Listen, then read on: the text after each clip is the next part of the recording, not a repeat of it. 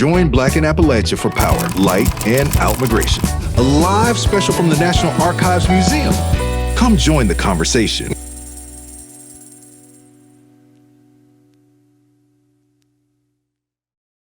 Welcome to the National Archives in Washington, D.C., and a special welcome to those watching us on YouTube. I'm Damani Davis. I'm one of the reference archivists here at the National Archives, and I'm also NARA's subject matter expert on records relating to the African American experience. It is my pleasure to welcome you to tonight's live recording of the Black in Appalachia podcast with our special guests, Dr. Nkechi Elamine, Dr. Karida Brown, Ron Carson, and William Isom II. Tonight's program is presented in conjunction with our current exhibit, Power and Light, Russell Lee's Coal Survey, which is currently on display in our Lawrence F. O'Brien Gallery. The exhibition features more than 200 of Russell Lee's photographs of coal miners and their families in the form of large-scale prints, projections, and digital interactives from a nationwide survey of housing and medical and community facilities of bituminous coal mining communities. And now it is my pleasure to turn the program over to our panel. Dr. Karida Brown is a sociologist, professor, oral historian, and public intellectual whose research centers on the fullness of Black life. A proud graduate of Temple University, the University of Pennsylvania, and Brown University, she currently teaches sociology at Emory University. She has authored several books, including The Sociology of W.E.B. Du Bois and the award-winning The New Brownies book, A Love Letter to Black Families. Her upcoming book, Battle for the Black Mind, will be published by Legacy Lit, Hatchet Book Group. Ron Carson is the co-founder, with his late wife Jill, of the Appalachian African American Cultural Center in Pennington Gap, Virginia, and his vice chair of the 400 Years of African American History Commission. The AAACC is located in the Virginia coalfields and works to preserve the stories of Black families in extreme Southwest Virginia, Eastern Kentucky, Northeast Tennessee, and Southern West Virginia. Carson also retired as the Black Lung Program Director at Stone Mountain Health Services in Virginia. The hosts of tonight's discussion are William Isom II and Dr. Nkechi Elamine. William Isom II is a sixth-generation East Tennessean and co-founder of Black in Appalachia, where he coordinates the project's research, community database development, film and photography production, oral history collection, and educational events in conjunction with local residents. Dr. Nkechi Elamine, she is a community sociologist in Atlanta, Georgia. She's currently an assistant professor in the Department of Sociology and Anthropology at Agnes Scott College. Her research exploring the link between race and place is focused on how racial practices shape Black places and how Black people in turn are involved in practices that define, contest, and reimagine places. Would you please welcome tonight's panel on the stage?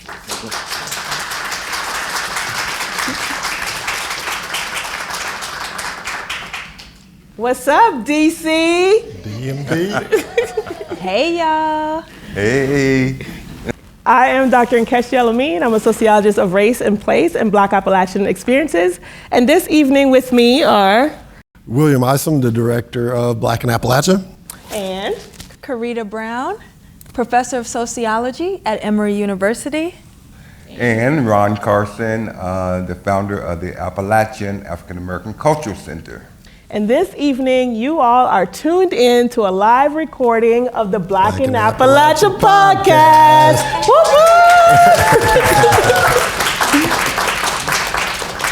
So has already been a reunion for us. We've met so many faces that we know. We all know each other here. Some of you we know in the audience, but some of you, this is your first time meeting us. And so we'll start by just sharing a little bit about us and what we do. William, take it away.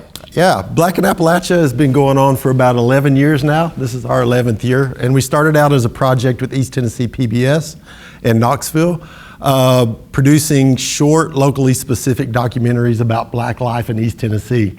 Since that time, we've kind of expanded and kept doing different things: census data collection, GIS mapping, the digitization of school records, and a podcast, which is the most popular thing we've ever did.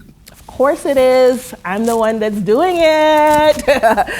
So the podcast is our newest, well, maybe not our newest, but we've been doing it for about 4 or 5 years now.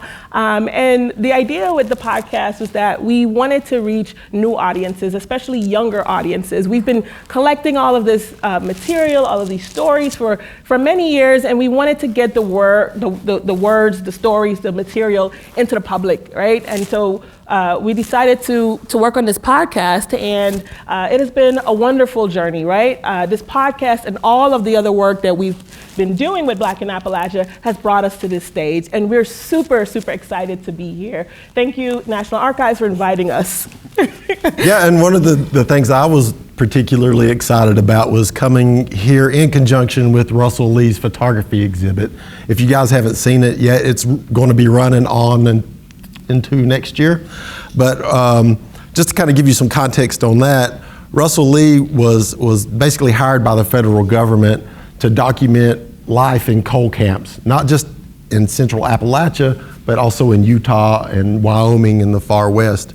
And that project came out of, basically there was a lot of labor unrest with the UMWA and coal operators right after World War II. And so as a mediation between the two parties, Truman agreed, as part of that agreement, to conduct a health and welfare survey of coal camps. And Russell Lee was the photographer that was hired to do it, and he helped produce this medical survey. And the photographs are not just kind of this bureaucratic record of coal communities, but it shows the broad spectrum of life in coal camps. There's churches, there's schools, there's kids, there's little kids with their naked butts out. And absolutely. Yeah, so it's great. Right, and so, we had a chance to experience the exhibit earlier today, and it just resonated with us, right? It resonated because it mirrored so many of the stories that we've heard over the years, talking to, our folks in these communities. And so, I really appreciated especially how the life you feel in these pictures, right? You're not just looking at labor and hardship, but you're looking at everydayness, right? And so it just add another layer to our work. And there are lots of Black pictures in there, so we like it even more. Mm-hmm. Yeah, and so, in the stories that we have collected over the years, we've told many coal mining stories or coal mine community stories on the podcast, right? You've heard about in-migration to the region. You've heard about everyday life in the region, in these communities. Today, we wanted to tell a different story, right? We wanted to talk about out-migration from coal communities. And so we invited our friends, Karida and Ron, to share stories with us and to just have a good conversation. So we're gonna jump right in. Yeah, so Mr. Ron Carson, can you tell us a little bit about your community, like where are you from and your relationship to coal in that space? Sure. The first 17 years of my life, I am from the coal fields of Southwest Virginia. I never lived in the coal camp, but there's a place called St. Charles, Virginia, which is about maybe 8 miles from Pennington Gap. Back in the 1950s and 60s, there was a large Black population in the coal camps there. So I spent most of my weekends in the coal camps of Blue Diamond Code and Black Diamond Code and the commissary and the barbershops, and they had what was called juke joints back in those days, where they play music and checkers and everything. So the first 17 years of my life was pretty much surrounded in the coal camps of Southwest Virginia. What'd you do in them juke joints? Well, we dance, you know. They call them piccolos, where you put a nickel in, you got like 5 records and everything, so. No tails yet. So you didn't live in the coal camps, but you went there to party. I went to the coal camps because that's where the black people were mostly living at. Yeah. Dr. Brown, what about you? Tell us about your connection to coal communities in Appalachia. So I am from Long Island, New York, but I'm a product of a long line of black coal miners and black coal mining families who came through Eastern Kentucky, Harlan County, Kentucky, as miners through the long African American Great Migration. So my mother and father are both from Lynch, Kentucky, and my grandparents, they actually are the ones who first moved to Eastern Kentucky from Alabama and settled our family's lives there for at least 2 generations. So both my grandfathers, Major Brown and Thornton Davis, they worked for U.S. Steel and the mines in Lynch. I see some folks nodding out there for almost their whole adult lives. And these jobs were so very important. They opened up an entirely new universe of opportunities for black families like the one I come from during this particular time in the early 20th century. The coal mining industry, well, at least in Lynch and Benham and the company-owned coal towns in Harlan County, they were they were fully owned by the company. So that means that U.S. Steel owned the homes, they owned the mines, they owned the schools, they owned everything you thought. Okay, the stores, the churches, the hospitals. They even had scrip, you know, their Scrip own money. form of currency that miners and their families could use. Well, during this time of the early to mid 20th century, you have to remember that this was a period of legal segregation in the United States, the Jim Crow South. And these model company-owned coal mining towns were kind of these little bubbles. So while they were still segregated, my parents attended segregated schools, the churches were segregated, they followed those norms.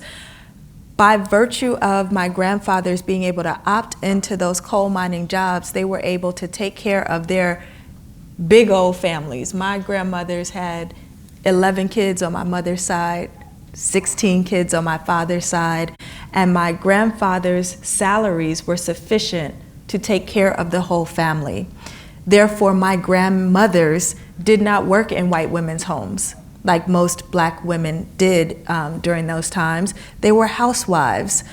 And that's the context that my parents grew up in. They were these children of black coal miners growing up in these coal communities that were full of industry.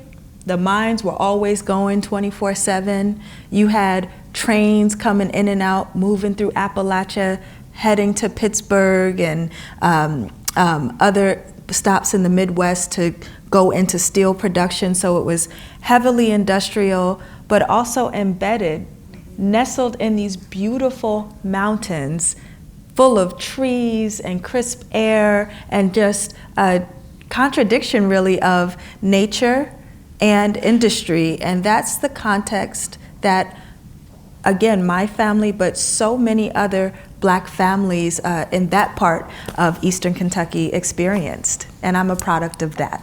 Yeah, and you know, looking at the pictures on the exhibit, you can kind of see some of that, right? That everydayness, that the joy on the faces of the kids, right? And it's not to denounce the fact that they're living in Jim Crow America, but you still see the sort of protection that these different family structures might be able to offer to black kids in this space that may not be for their cousins elsewhere, right?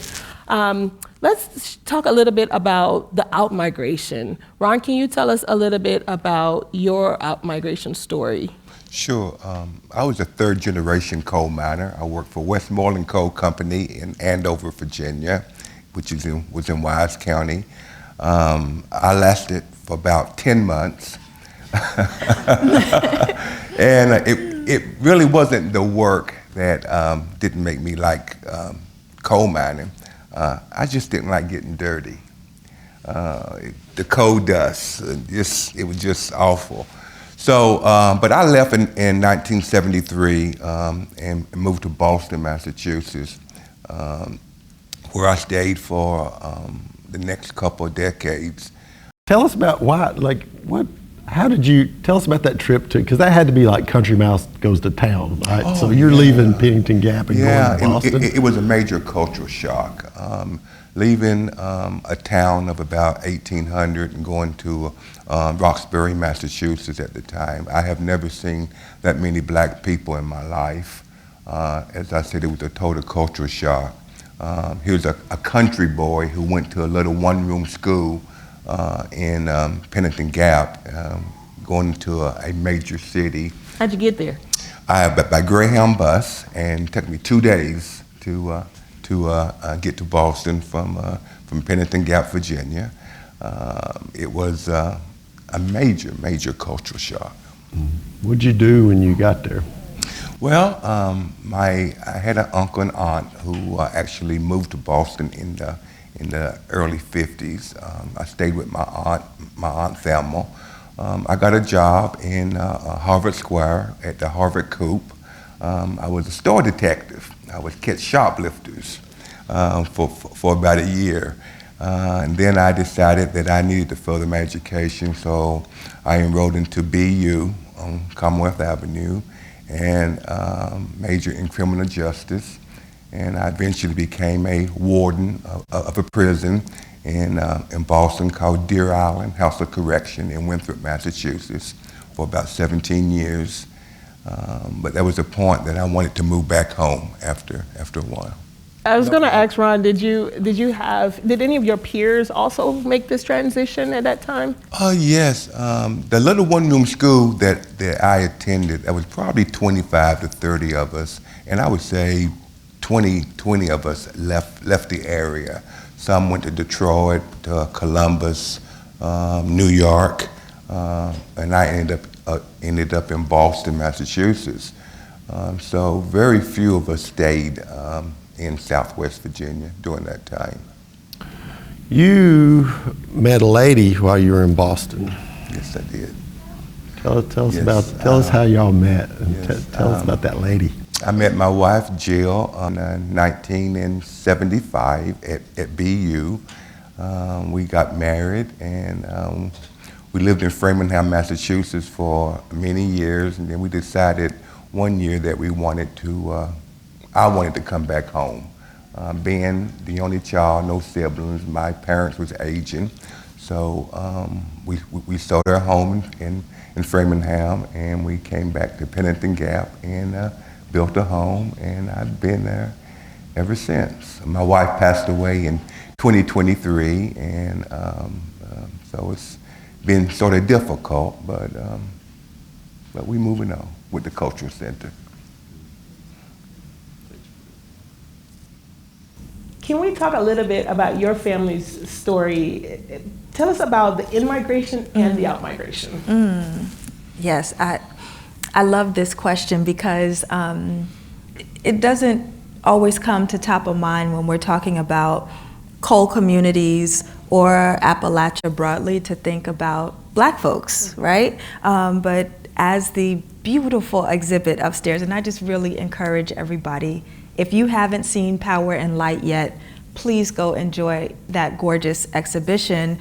You see that many coal towns, especially during the time of the highest productivity, during when coal was mined manually, these towns were very diverse, okay, with African American coal miners and also many immigrants from Europe who were coming from Poland and Ireland and Italy, southern and eastern European countries, coming from Ellis Island straight to these coal camps in throughout Appalachia.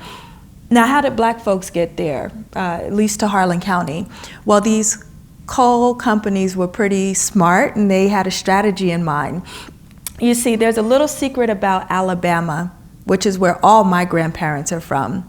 Alabama is the most resource-rich state in the South in terms of mineral deposits. You have coal, iron, and ore mines right there in Alabama. And in the early 1900s, like when my grandfathers were coming up, a lot of men were put to work in those mines through the convict leasing system, okay? So this was an exploitative system of slavery by another name, as Douglas Blackman would call it. Well, companies like U.S. Steel or International Harvester that were setting up these coal towns pretty much out of nowhere, they knew that they could recruit skilled black laborers who knew how to work the mines right there in Alabama, and they would go and send labor agents down to Alabama and sneak those black men to Lynch, to Harlan County.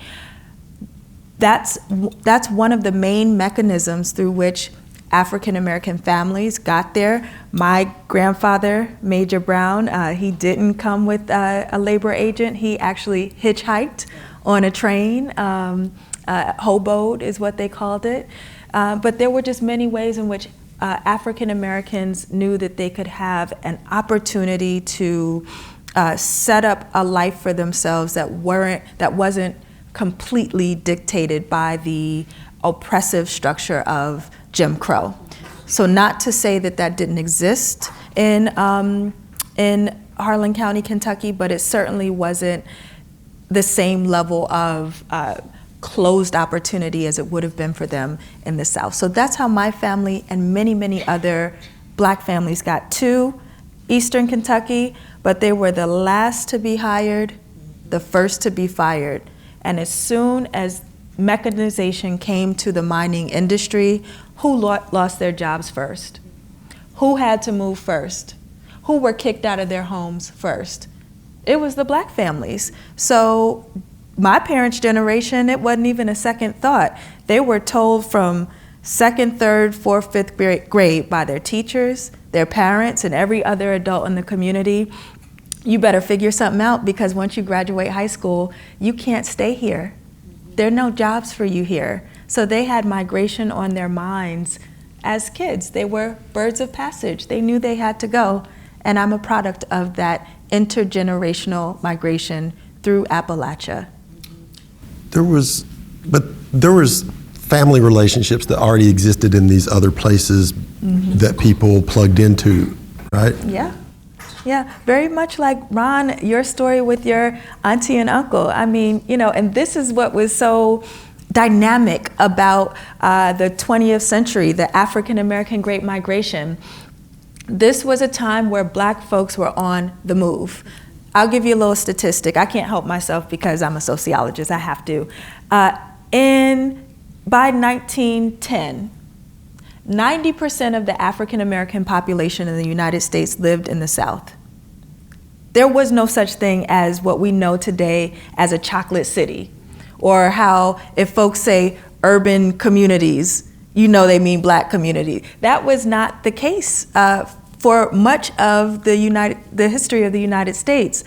That really was ushered in by this vast and acute outmigration that really started in this 1910s, 20s, 30s, 40s era, where African Americans were moving from the Deep South, from Mississippi, Alabama, Louisiana, and relocating to cities like New York, Detroit, cities in Connecticut, and all across the country, California, and what have you.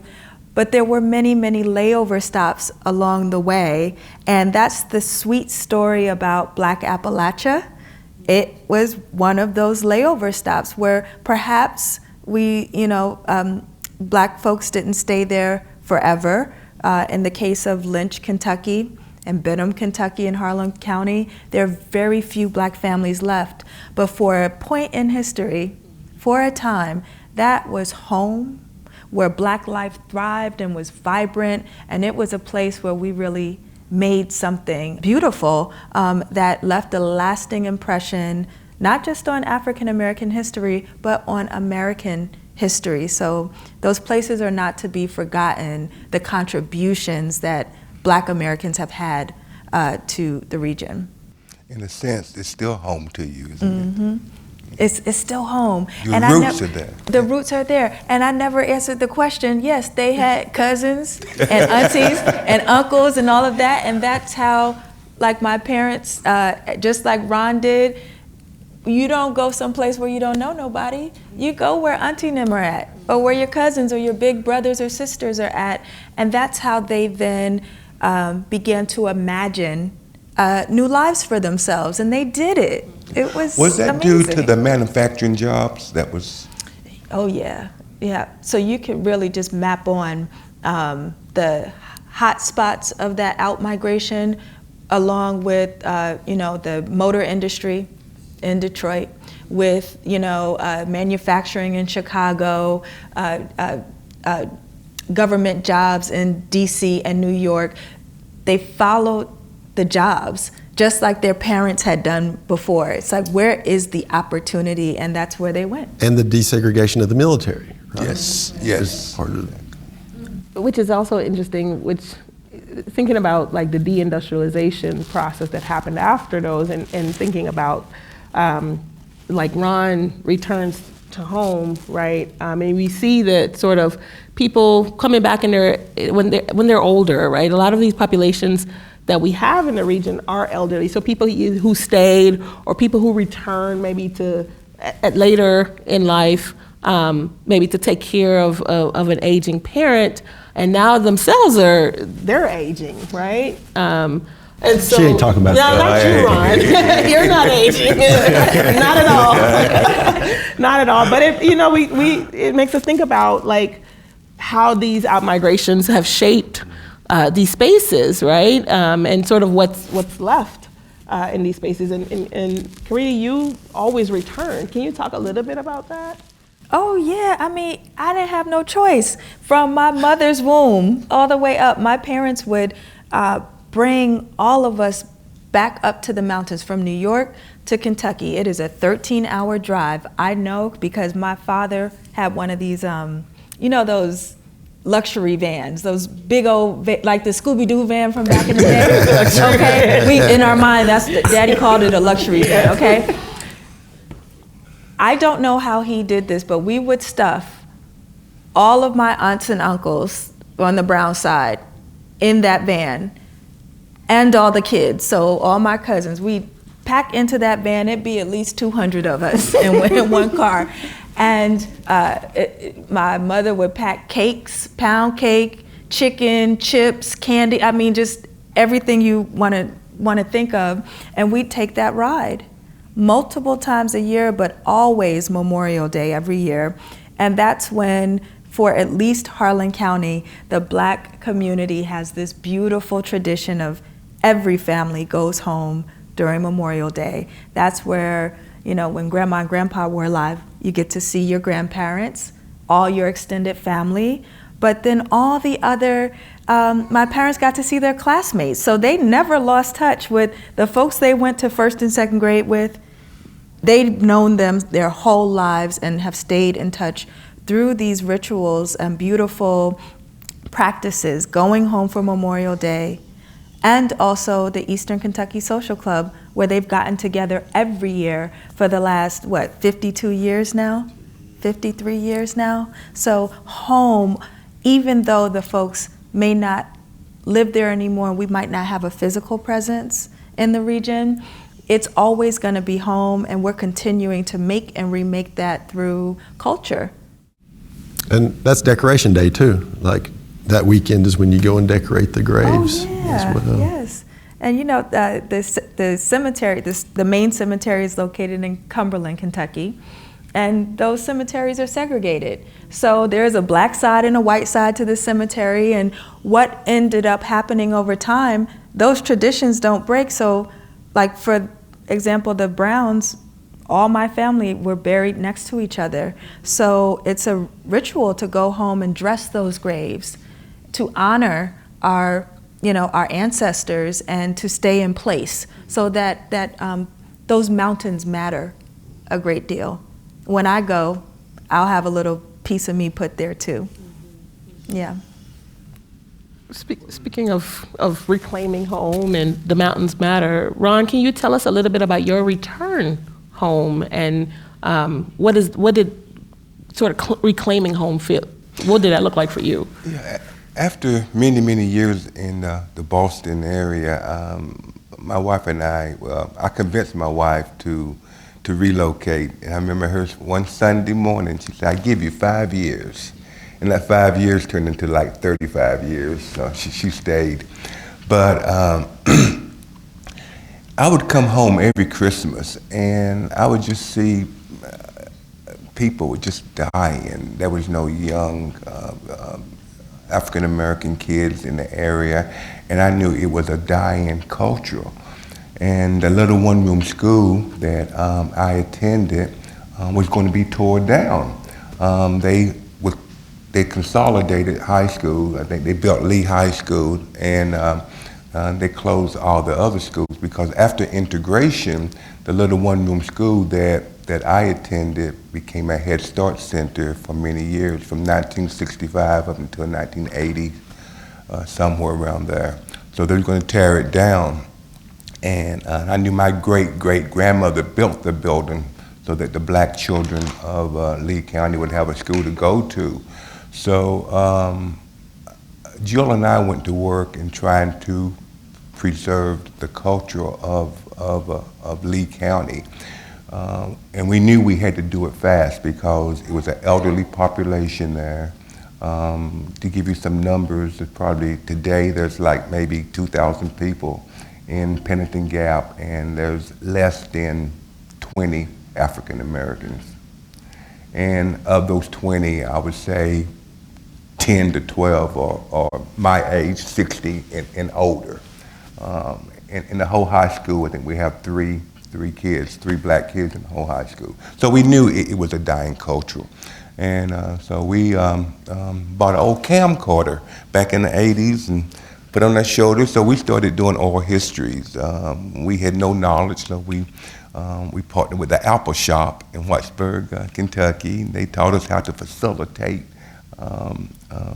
oral histories, and we did some work with Highlander.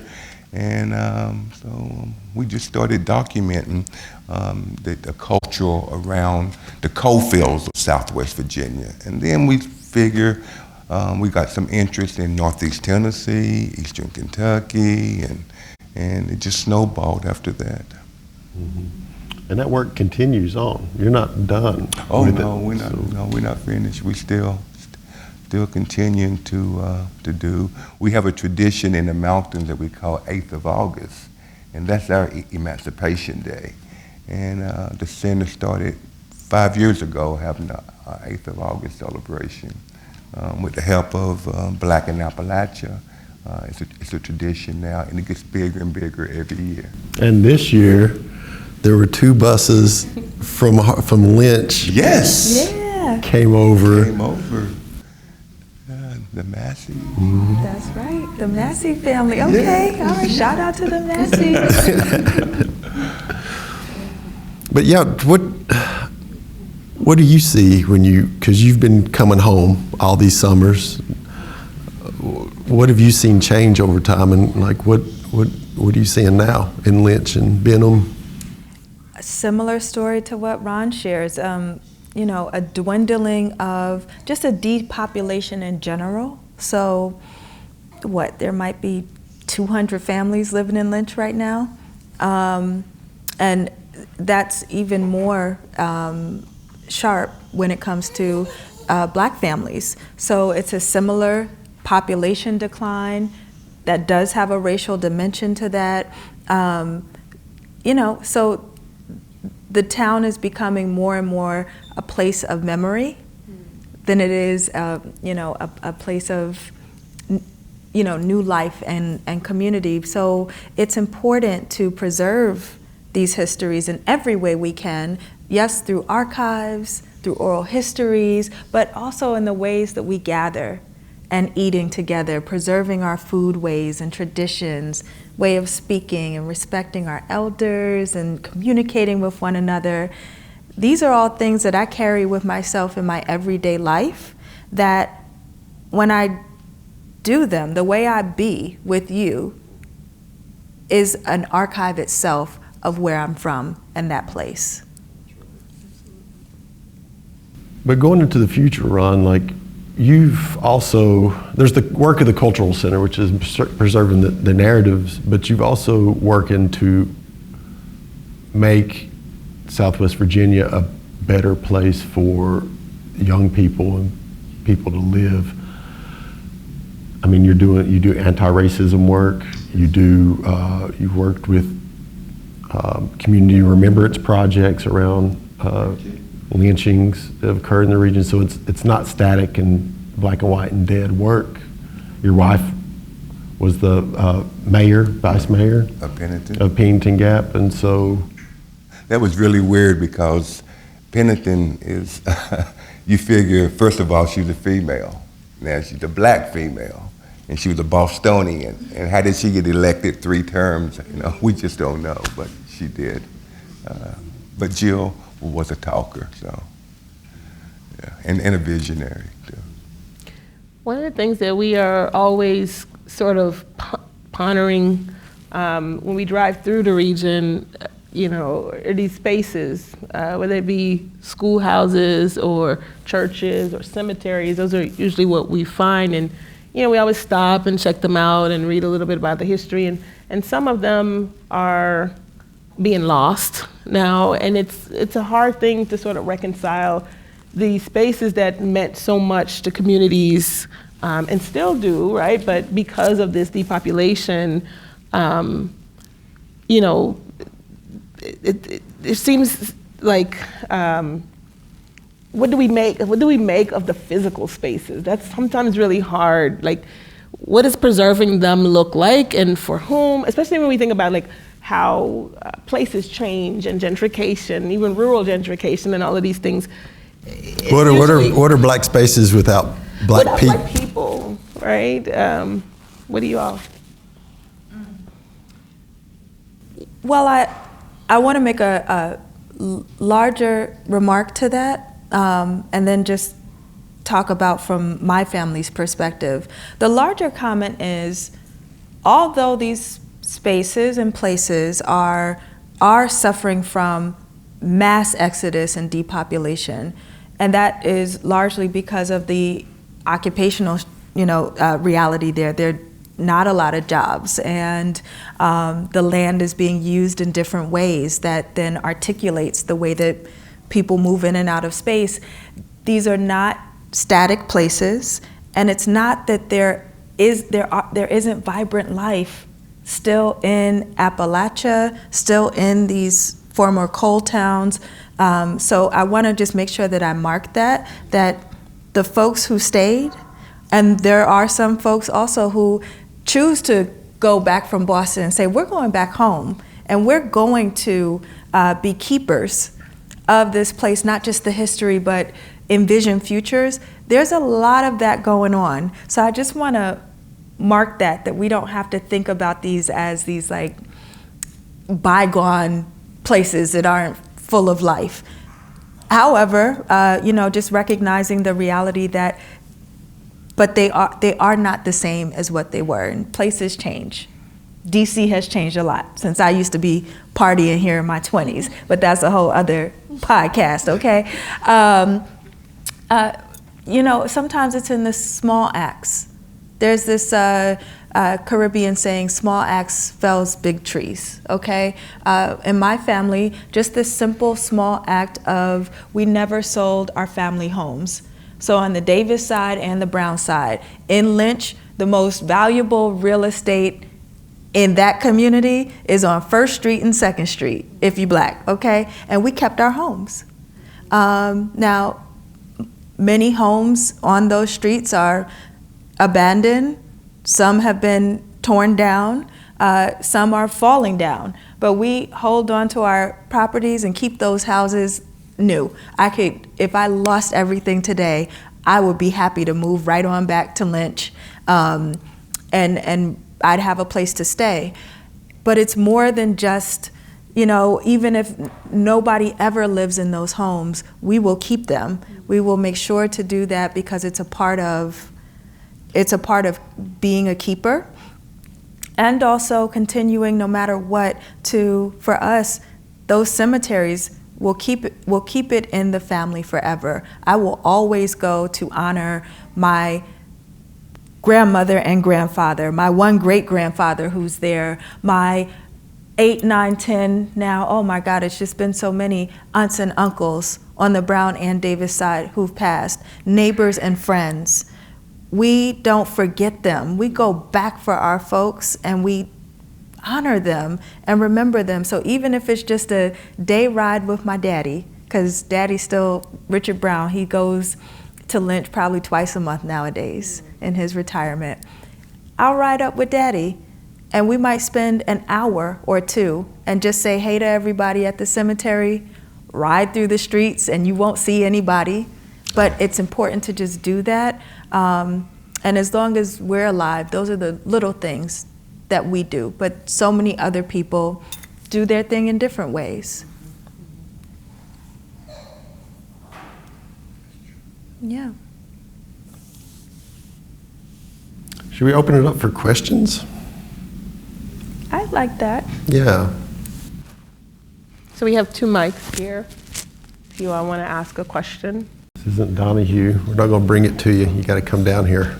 Oh, she says she has a couple questions. All right. Don't make people walk down. My grandfather's. Your grandfather. How long did he live? Ooh, okay, so granddaddy, Thornton Davis lived well into his 80s, and Major lived almost to 80. He didn't make it to 80, but almost to 80 years old. And the other question was for you, and what you said was you went to Boston, you brought your wife back. Did you all have children?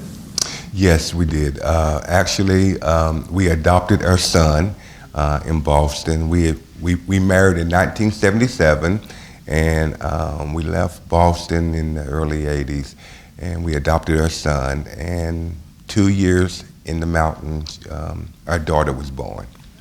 So. Yes. And they are not there? No, my son works here in D.C., and my daughter is a psychiatrist in Bristol, Virginia. And this is an important point that you raise when your question about lifespan, like how long did my grandfathers live because they mined coal? This points to foodways. Okay, so mining absolutely was and still is one of the most dangerous jobs that any human being can do. Okay, you're exposed to so many occupational hazards, especially during that time, black lung. So many men did die young, not only from black lung, but the mines could collapse on you at any point. So, there were all sorts of ways that it could be a short life. However, and again, particular to the time that my grandfathers were working during this Jim Crow era, coming from Alabama, what was their specialty? What were they doing as little kids in Alabama? They were working on farms. They were a part of sharecropping families. So almost every black family in Lynch and Benham had a garden, and I'm using that in a small way. They really had farms going all the way up the sides of the mountains. So before you had Whole Foods, women like my grandmothers, the kids would go help daddy in the garden after he's working. The women would can these fresh organic foods, cook fresh foods, wring chickens' necks, have fresh eggs. So their foodways were so healthy and organic. I think that that's an element that really contributed to their long lives. Yeah. I'm from right away. And my grandmother lived to 93, but it's basically because of the same. Yep. And they My they grandfather- they made medicines out of roots and things like that too. My grandfather worked over 50 years in a coal mine, and he lived to be 96. And he also suffered from coal workers' pneumoconiosis, or black lung disease, but he lived with it, and had two brothers killed side by side in the mines when the top fell in. He called it a coal boom. He called it a cold one. Coal boom, where the floor and the ceiling comes together. Thank you. Thank you. Hi. You talked about maintaining the property and you still have it in your family, but do the younger generations have the same interests that your generation has? And what do you do, what have you done to protect that property when it passes on? So I count myself in the younger generation. I mean after you. Yeah, but I mentioned that to say even my generation, so those of us who our parents grew up there, we didn't, but we still have a direct relationship with going back in our lifetime. Even my generation, for the most part, that relationship isn't as strong. However, it's mainly through not the place itself, but these organizations like the Eastern Kentucky Social Club. This is one of the longest standing African American social clubs, an auxiliary organization that exists not for economic reasons, not for political reasons, but purely for social gathering. They've been meeting in different cities across the country for the last 50 plus years, and that's a space where you'll still see the younger generations come, and that's where stories get passed down, and through the dinners and the dancing and the glamour of those weekends, a little bit of that cultural preservation happens there. But Memorial Days are every year fewer and fewer people and less memory. To sustain that kind of attachment to place, it's really through memory. That's how you maintain a heritage and a culture. And a lot of younger folks, like my nieces and nephews, they don't know the stories. So they don't have that heart connection like I would, or many people from my generation, many of whom don't go back. I would add, though, that there are groups like STAY, like the STAY Project, that's working to try to keep young folks where possible, or to at least remember the stories, and to sort of ground people in those stories. And those young folks come from all over the region, but it's what, 18 to 25? 18 to 25, and Highlander sort of hosts that program. But I think that that's one effort that we're seeing across the region to really connect with younger folks and to remind them and to help to celebrate their Appalachian-ness. And for some, staying is an option, and for some, it's not, And it's about resources. They have to have Right. jobs. These young people have to be able to Right. pay their bills and pay their car payment. And Right. so, My question is for Dr. Brown or for Ron. I know there are towns in Appalachia that are really trying to rebrand into outdoor tourism to try to revitalize and help the economy. Is that an option for Black communities? Before my wife passed, she was vice mayor of Pennington for a number of years, and she actually, the town council worked very hard on destination location or something similar to that, where they actually built up the Lehman Field area, our theater, the Lee Theater and everything, and we had hoped that tourism would take off. Our ATV trail was one of the hardest trails, I think, in the nation. They advertised it as. So, but as for jobs, we haven't seen any jobs. I don't think it hasn't brought any African American back to the area. We do have a federal prison, which most of the employees that are of color lives in Kingsport, Tennessee, not in Lee County, Virginia. Yeah, and similar situation in Harlan County. So we haven't seen a flush of revitalization. There's been attempts and talks about similar with the ATV trails, and I mean, for folks who haven't been to these areas, they are beautiful. In similar ways like other mountain communities like Asheville, and prayers go out to the folks at Asheville right now, or other beautiful preserved mountainous ecosystems that are gorgeous, that are resort towns. That tourist industry bypassed coal camps because during the times when mining was active, the last thing a coal company wants are tourists, because tourists are going to push an environmental agenda to preserve that, and that's antithetical to what the company wants. So that infrastructure was never really cultivated in these areas, and it hasn't yet taken off. I have hopes for that, and if it does happen, there is absolutely a huge opportunity for African Americans should be taking a major role in shaping what that future looks like, especially through reclamation projects. People who have ties to this region coming back and raising their hand and saying, I want to be a part of the freedom dreams that rest in this place, and imagining what what is for the 20th century, what do these communities look like. But to William's point, if you can't feed your family, and if the jobs just aren't there, and the school infrastructure isn't there,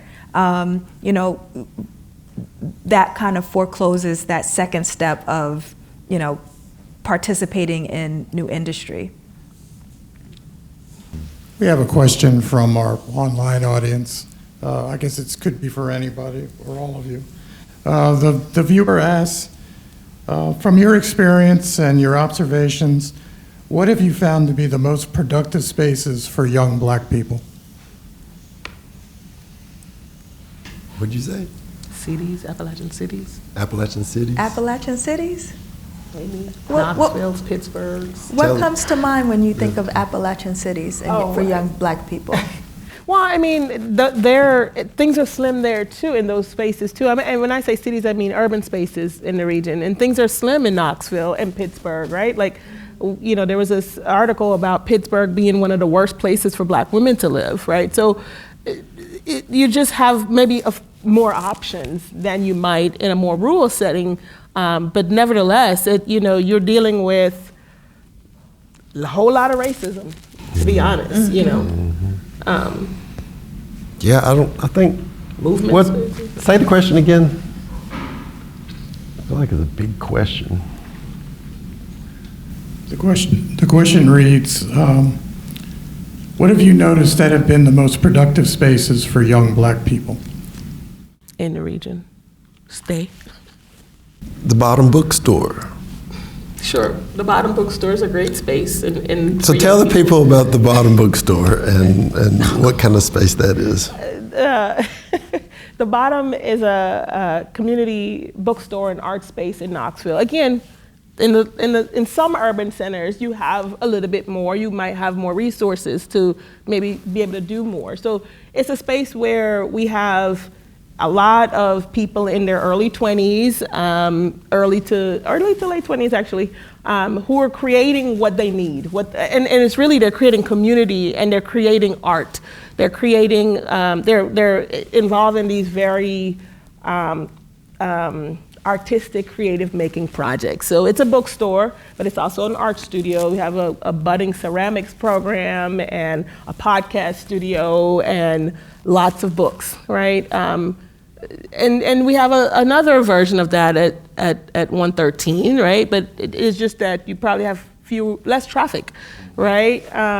So I think people are trying, right? I think the state project, I get, is a space where people are trying to create what they need. But again, when the economics are not there, it's really hard, right? So even those young people at the bottom who are able to feed themselves through community and through art and through, a social life, they're having a hard time feeding themselves food and rent and these things. So, you can't be mad at folks for leaving for better opportunities. That's what their ancestors did, right? They left Alabama, for example, for a better opportunity. And so, like you said, this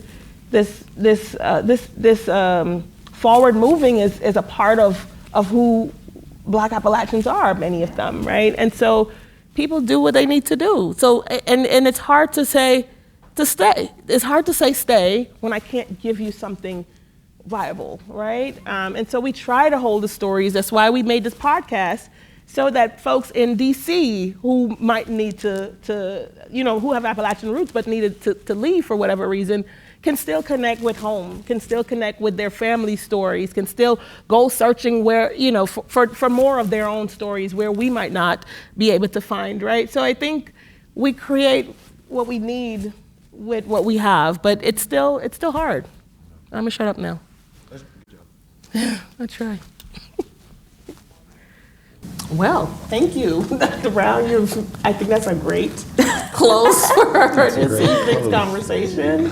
And we thank all of you for coming out and sharing with us and talking with us and listening to us. We thank our podcast crew at East Tennessee PBS. We thank the Black and Appalachia crew and all the places where they are. And we thank the National Archives for inviting us here this evening. This was a wonderful experience. Thank you all.